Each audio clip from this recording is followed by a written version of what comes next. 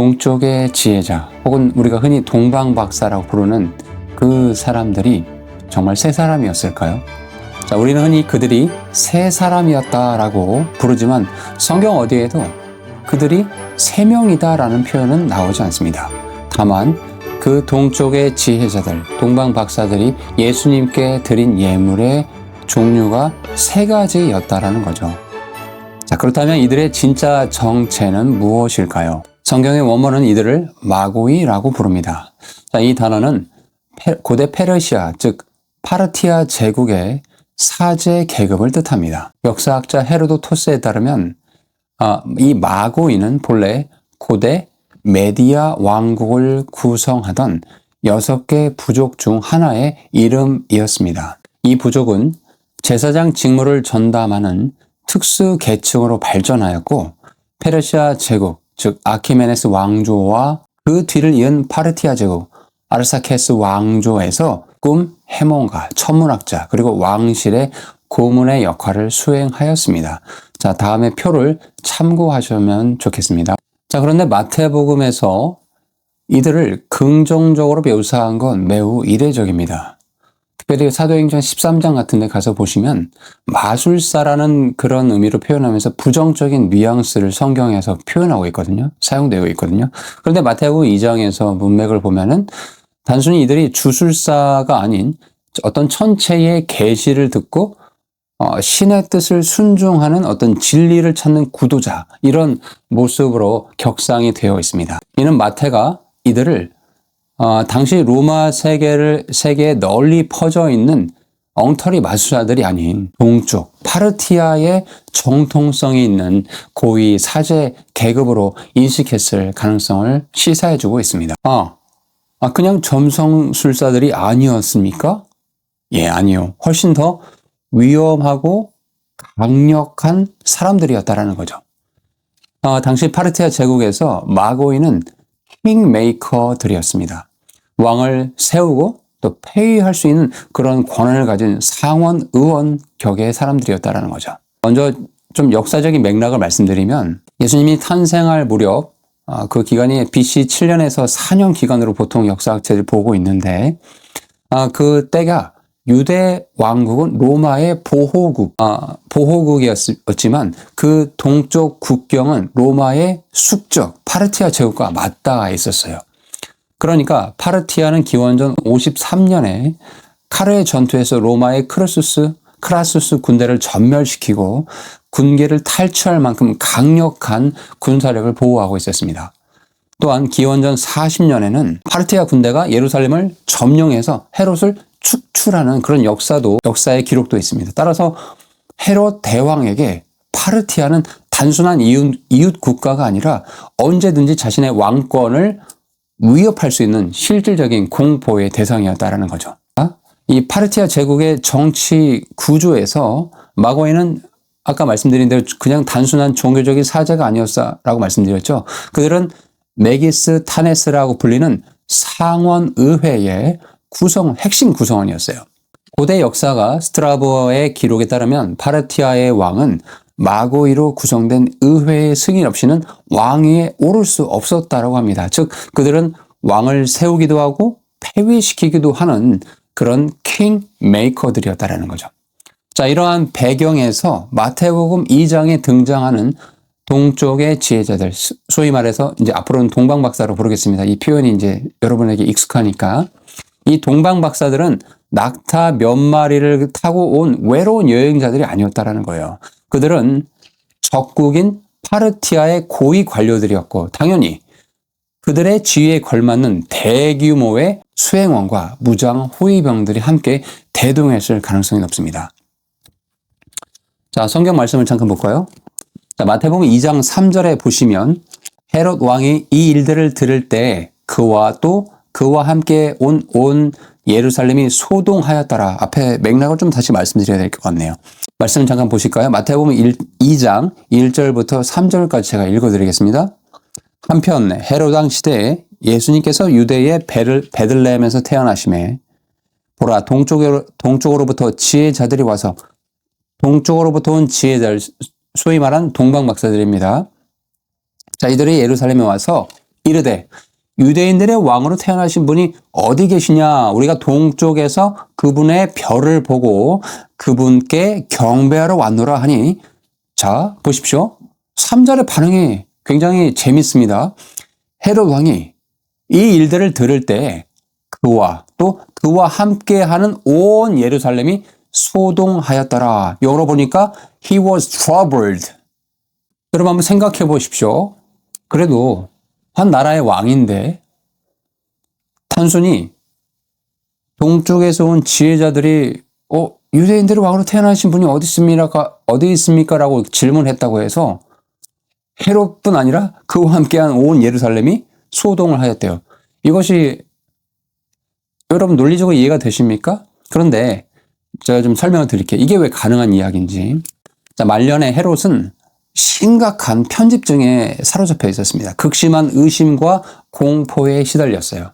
그는 역사 기록에 따르면 그는 자신의 왕자를 지키기 위해서 아내 마리암네와 세 아들 알렉산더, 아리스토블루스, 안티파터를 처형을 해버렸습니다. 특히 기원전 7년경에 자신의 후계자였던 두 아들도 처형한 사건이 있었고 바로 그의 광기가 극에 달했음을 보여주고 있죠. 자, 이러한 상황에서 파르티아의 킹메이커들, 단순한 어떤 별 보고 천문학자들, 이런 수준의 점성술사들이 아니라고 말씀드렸죠.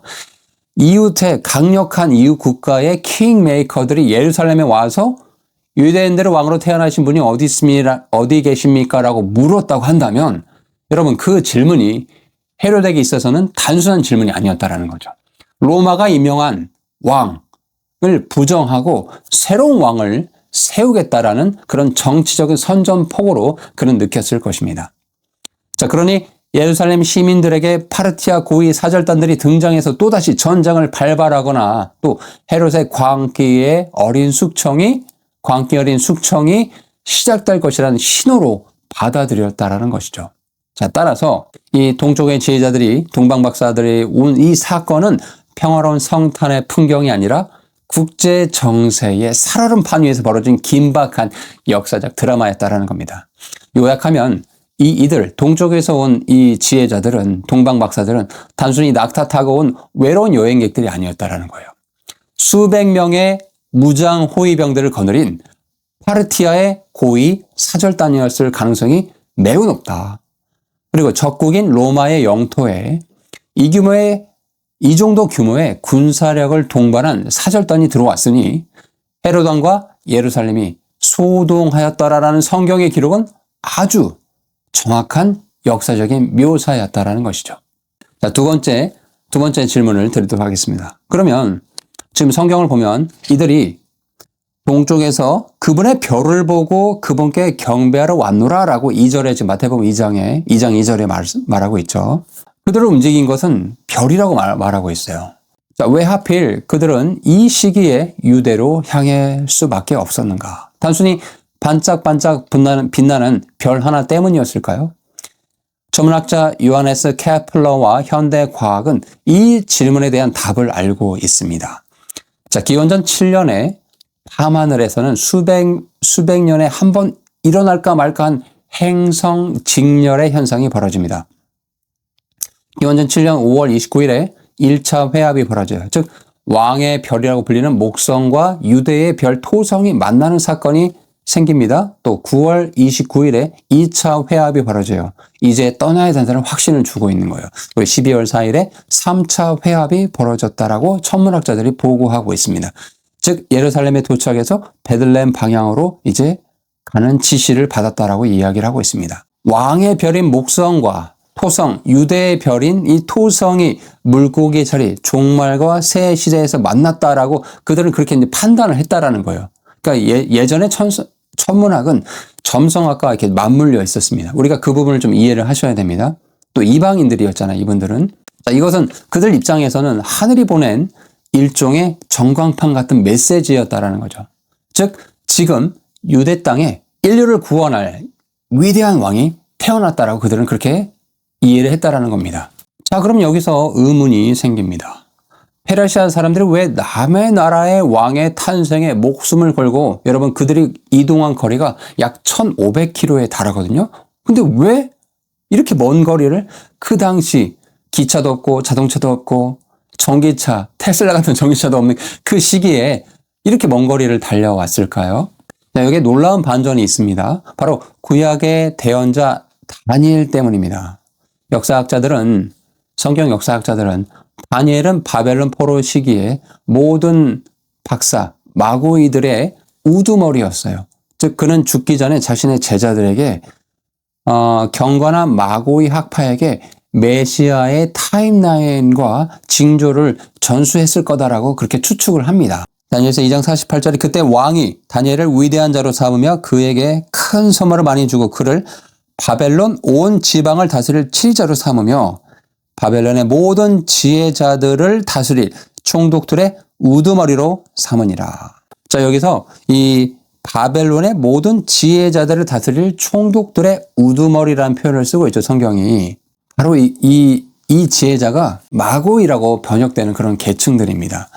다니엘은 페르시아 제국 초기까지 고위 관직을 유지하면서 이 마고이 계급에 지대한 영향을 미쳤을 거라고 역사신학자들이 이야기를 합니다. 그러니까 다니엘을 존경하고 따랐던 경건한 마고이 학파들이 이 예언을 수백 년간 전승하면서 예언의 시기가 찼을 때 나타날 징조를 주시하고 있었을 가능성도 높다라고 보고 있습니다. 그들은 그럼 무엇을 보았는가?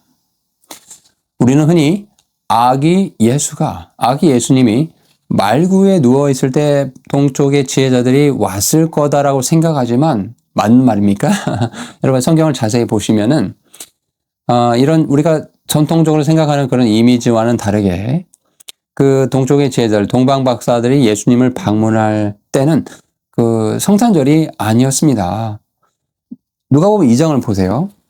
자, 누가복음 2장 8절에서 11절, 12절 이렇게 쭉 가서 보시면 목자들이 들에 거하며 밤에 자기 양떼를 지키고 있었는데 주의 천사가 나타나서 어떤 모습들을 보여줘요. 그러면서 11절 이날 다윗의 도시에 너희를 위한 구원자 곧 그리스도 주께서 태어나셨느니라. 12절 보십시오. 쌈에는 천에 쌓여 구유에 누인 아기를 너희가 볼 터인데 이것이 너희에게 표적이 되리라 하매. 자, 여러분 지금 보면은 구유에 누인 아기라는 표현을 쓰고 있어요. Ye shall find the babe, B-A-B-E, 아기를 볼 거라고 이야기하고 있어요. 자, 그리고 나서 그런데 마태복음 2장 11절 가서 보실까요? 자, 그들이 집으로 들어가서 자기 어머니 마리아와 함께 있는 어린아이를 보고는 엎드려 그에게 경배하고 자기들의 보화함을 열어 황금과 유황과 몰약을 그에게 선물로 드린 뒤라고 성경에 기록되어 있죠. 그러니까 이 동방 박사들이 예수님을 만났을 때는 말구유가 아니라 집으로 들어갔다고 말씀하고 있죠. 맞습니까? 예, 그리고 아기가 아니라 young child라고 표현하고 있어요. 어린 아이를 보고라고 말씀하고 있어요. 장소에 변화가 있음을 이제 확인해 볼 수 있죠. 자, 헤롯은 동방 박사들에게 별이 태어난 때를 자세히 묻고는 그 시점을 기준으로 2살 아래의 사내 아이를 다 죽이라고 마태복음 2장 16절에 이렇게 기록이 되어 있거든요. 만약에 예수님이 갓 태어난 상황이었다고 한다면 굳이 그 헤롯이 학살할 때 2살의 기준까지 범위를 넓힐 필요가 없었겠죠. 따라서 이 동방 박사들, 동쪽의 지혜자들은 예수님의 탄생 후 최소 몇 개월에 걸려서 길게는 1, 2년 사이에 베들레헴을 방문했을 가능성이 높다. 이들은 별을 처음에 관측하고 여행 준비를 하면서 이제 장거리 여행을 한 거죠. 아까 1500km라고 말씀드렸으니까. 그런 물리적인 시간들을 고려했을 때 이것은 매우 역사적으로 타당한 추론이죠. 자, 마지막으로 동방 박사들이 예수님께 바친 예물이 아까 성경 말씀 보니까 뭐라 되어 있어요? 11절에 마태복음 2장 11절에 그들이 자기들의 보물함을 열어 황금과 유황과 몰약을 그에게 선물로 드렸다라고 말씀하고 있습니다. 이것은 단순한 비싼 물건이 아니라 전략적인 물자였어요. 이 황금은 왕권과 부를 상징합니다. 그리고 유황과 몰약은 주로 아라비아 남부, 그러니까 오늘날로 따지면 예멘이나 오만과 같은 그 아프리카 국가들, 또 소말리아에서 생산되는 수지인데요. 이들은 금과 동등하거나 더 비싼 가격에 거래가 되기도 했었습니다. 자, 일부 학자들은 이 예물들이 아라비아 특산품이라는 점을 들어서 동방 박사들이 나바테이안이라고 주장하지만 당시 파르티아의 귀족들도 무역을 통해 이 물품들을 풍부하게 소유하고 있었습니다. 즉 동방 박사들은 적국인 로마의 영토로 들어오면서 그 지역의 새로운 왕에게 바칠 수 있는 최상의 외교적 예물을 준비했을 가능성이 높다라는 거죠. 그들이 바친 황금과 유황과 몰약의 의미를 많은 신학자들이 이렇게 이야기합니다. 황금은 만왕의 왕이신, 온 인류의 왕이신 예수님을 상징한다. 그리고 유황은 하나님과 인간 사이의 제사장이자 또 신성을 지니신 예수님을 의미하고, 몰약은 온 인류를 위해 그분께서 이제 십자가의 죽음을 치르실 텐데 그 희생 예물이자 장례를 예표하는 그런 의미를 갖고 있다 하고 의미를 풀기도 합니다. 더 나아가서 이 값비싼 예물들은 요셉과 마리아가 실제로 이제 그 당시에 가족들에게 실질적인 도움이 되었을 거다라고 추측을 합니다. 동방 박사들이 떠난 직후에 이제 헤롯이 막 2살 아래 아이들을 막 학살하잖아요. 그러니까 그 학살의 광풍을 피해서 요셉과 마리아가 이집트로 긴급히 도피를 하거든요. 즉 이집트로 긴급히 도피해야 되는데 당연히 돈이 필요하잖아요. 아마 이 예물들이 도피 자금과 생활비로 사용됐을 가능성이 또 있다. 즉 하나님께서 영적인 경배뿐 아니라 육적인 필요까지도 이방인들의 손을 통해서 미리 예비하셨다라고 보기도 합니다. 오늘 우리는 동방 박사의 여정을 같이 따라가 보았습니다. 그들은 단순히 별을 구경한 사람들이 아니었죠. 그리고 보이지 않는 진리를 찾기 위해 자신의 지위와 목숨을 걸고 사막을 건너온 진정한 구도자들이었습니다. 저와 여러분이 쫓고 있는 인생의 별은 무엇입니까?